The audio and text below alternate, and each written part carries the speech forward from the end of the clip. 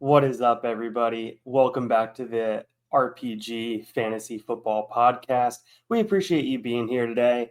We are going to be talking about Kyle Pitts. At this point, you've probably already seen the tweets. There's probably been a bunch of rumor mills that you've read through, but we're going to be here today to talk about the dynasty implications of Kyle Pitts and his Atlanta Falcons situation. All right, so as we typically get started whenever we bring up a player, let's go over to Dynasty Data Lab and show you what we're going to be looking at current value for Kyle Pitts.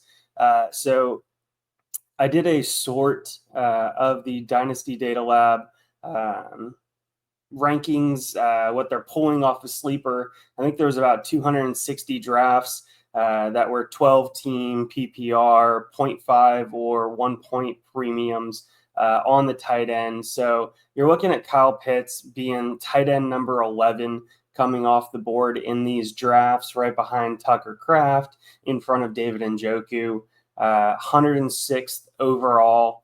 Look, a lot of that is based off of his rookie year, the hype that came in with him being the number 4 overall pick. And frankly, every season since then has felt like a disappointment. He was injured year 2, and then he had lower production year 3, new coaching staff change in year 4. Now we're going into year 5, and we're looking at this team going, okay, are they really utilizing Kyle Pitts? May it be better for our fantasy stocks of Kyle Pitts for them to actually move on from him? So we've heard the reports. The Falcons aren't actively shopping him, but they're definitely listening to calls. Makes it an interesting situation because seeing over here, when we go over to SpotRec, all right, we go and look at them for their salary cap tables, looking at what Kyle Pitts' contract looks like. He's in the final year of his contract. It's the 5th-year option because he was a first-round pick, looking at $10.878 million, so call it 10.9, just for easy talking points there.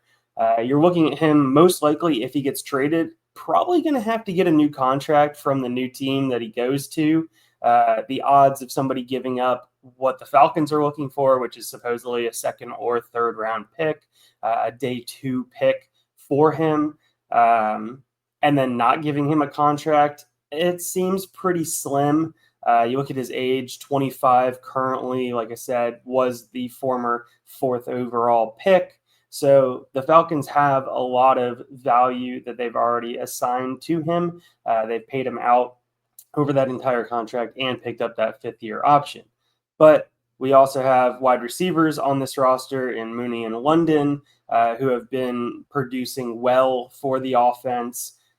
So all of these things are things to consider. All right, now, as we like to typically do, we're going to go over to PFF and try and talk about some of the statistics that we've been seeing from Kyle Pitts and what we might be looking at here. All right, so you can see 2021, that rookie season, 107 targets. I mean, talk about chef's kiss of a rookie season. That's fantastic. Those are the type of target share numbers that we're wanting to see. 68 receptions for over 1,000 receiving yards. That's what everybody thought that Kyle Pitts was going to be when he got drafted 4th overall, when he went to this offense, and when he came out with the athletic profile of very few tight ends that we've ever seen before. You look at his PFF grades, an 80.3 offensive grade, 82.3 receiving grade, very few drops, very few fumbles. You go over and you look at his snap location. All right, we're going to see 241 snaps in the slot. Fantastic. Love to see that. But then we also see 188 snaps out wide. All right, why was he out wide so much? Well, it was because of lack of wide receiver talent at the time. Then the following season, they drafted Drake London, and things started to shift. He wasn't utilized as much out wide. That 22 season, he was injured, so we'll give him a little bit of a pass for that. but then he dropped down to 131 out wide while seeing more snaps in the slot. Then you had the coaching staff change, and he only saw 105 snaps out wide this past season after adding Darnell Mooney the previous offseason, and then Drake London continuing to improve. Then you saw him 211 snaps in the slot. So all of this to say, we've seen the coaching staff change. We've seen how they're utilizing him differently, and that's very evident by if you go to his snaps by position on PFF. So you see that they're using him more in line, 365 snaps last season in line compared to less than that between out in the slot and out wide. All right, so that is a stark difference from what we saw his rookie season, which was the season that everybody lauded, the season that everybody still has in the back of their mind, when he had 248 inline snaps, and he almost eclipsed that with each of the out wide and in the slot snaps.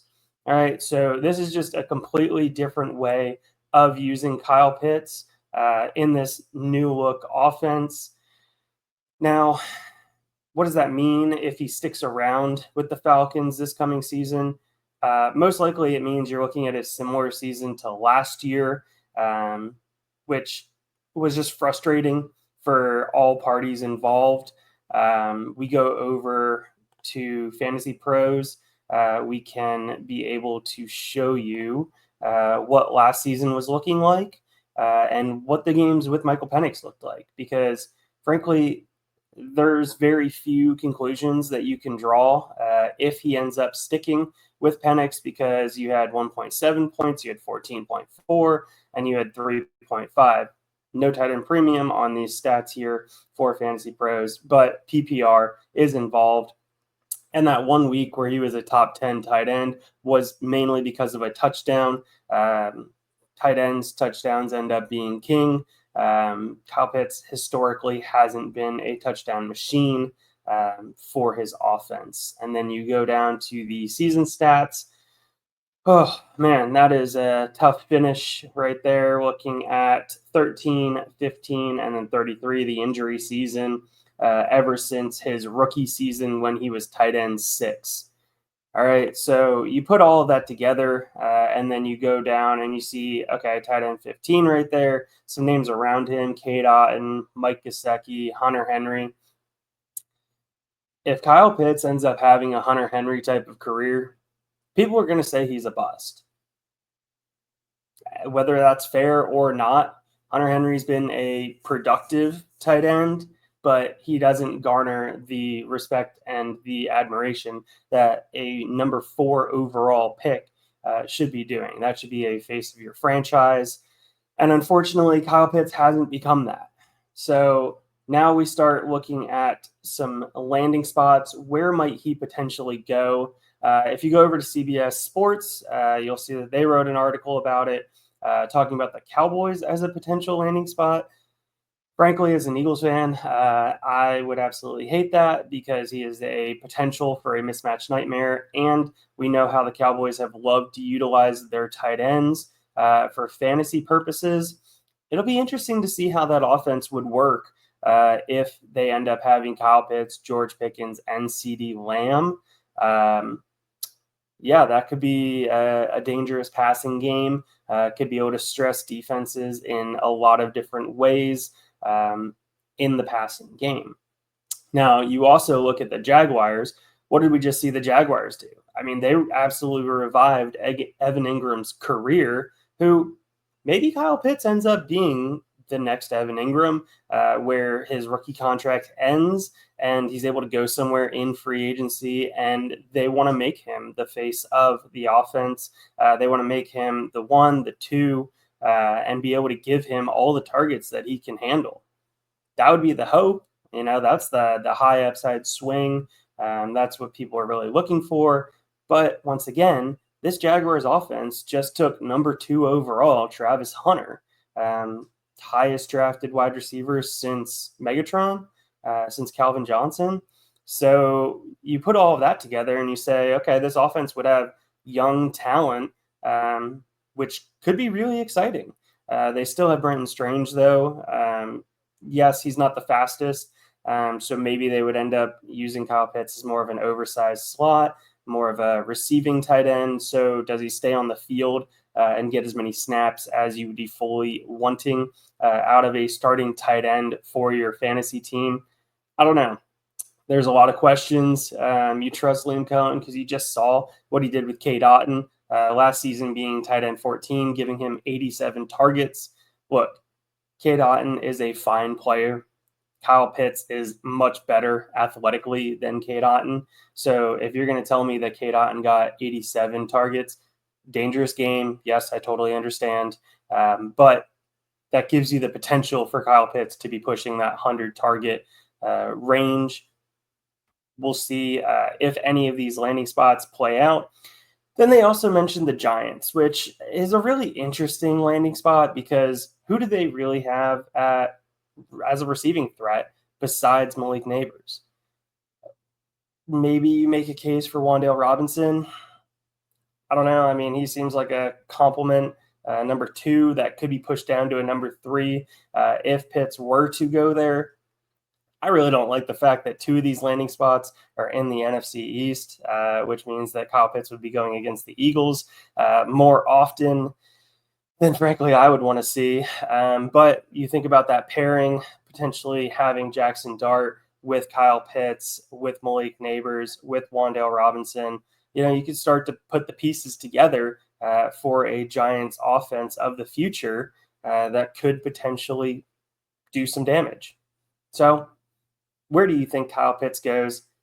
I'm just going to say it right now. I personally think that he ends up staying with the Falcons. I personally don't think that they are going to get an offer that they are going to like enough to be able to move on from Kyle Pitts. But we'll see. We'll see. Things have gone crazy this offseason.